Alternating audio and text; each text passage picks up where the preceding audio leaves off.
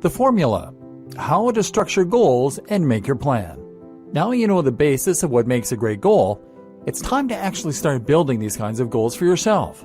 Later, we'll be applying this same formula to different areas of your life so that you can start going after a better body, better salary, and better love life.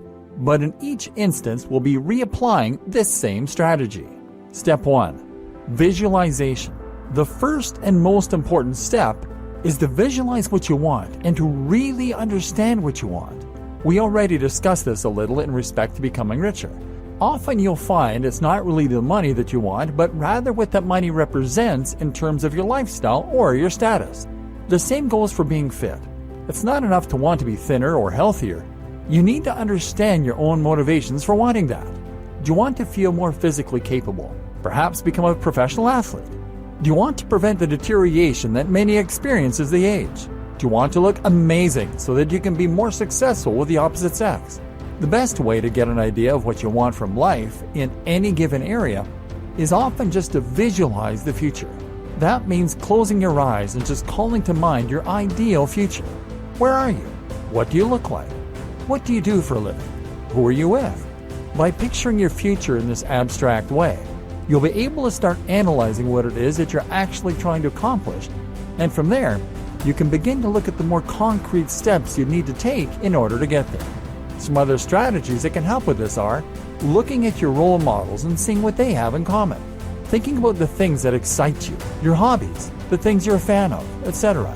Thinking about the last time you felt truly happy or truly alive. From there, it's also a good idea to think about the actual reality and to visualize what it would be like to get there and to live that life. Do you still want it? For example, it's very easy to want to be a rock star in theory, but you might not like the actual lifestyle. It would mean spending a lot of your life touring, being in the public eye, and probably struggling to raise a family. This is why we're thinking in abstractions at this point, because you may find that the reality of being a rock star is not something you really want, in which case, you're going to start again and tap into what it was about that lifestyle that appealed to you. Are there other ways you can satisfy the same emotional goals?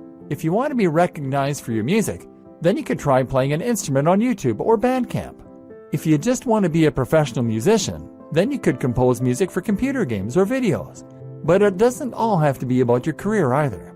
You could just as easily find that you're happy just busking or making music in your spare time.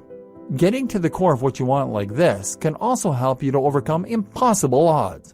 If you want to be an astronaut, for example, then you might have to come to terms with the fact that you are too old and it's now unlikely to ever happen.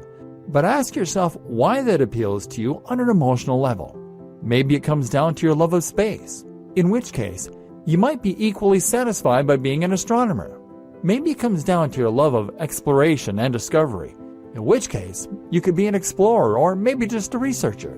Step 2. Assess your situation honestly and thoroughly. The next crucial step is to assess your current situation versus the ideal one that you have visualized. This is where you're going to analyze the gulf between real life and your dream future, and then try and find what the best way to bridge that gulf is. Making an honest appraisal of your current situation is a very important way to assess your current position and to thereby get an idea of your strengths and weaknesses. And in particular, you need to think about what advantages you have, what networks, what contacts, and what opportunities. You may feel that you have none, but that probably means that you just haven't been thorough enough. As the saying goes, there's no such thing as a lack of resources, only a lack of resourcefulness. This is also where you're going to analyze just how likely your goals are, and then perhaps rephrase them on that basis. If you've seen that you aren't likely to become an astronaut, then it's time to create a more achievable goal, such as becoming an astronomer. If your goal is to date incredibly hot women, then perhaps it's time to reassess and at least start out by aiming for women that are on a similar level to yourself. Your mantra for this step is to assess your situation honestly and then take the path of least resistance. You're looking at the maximum benefit from the minimum time and work.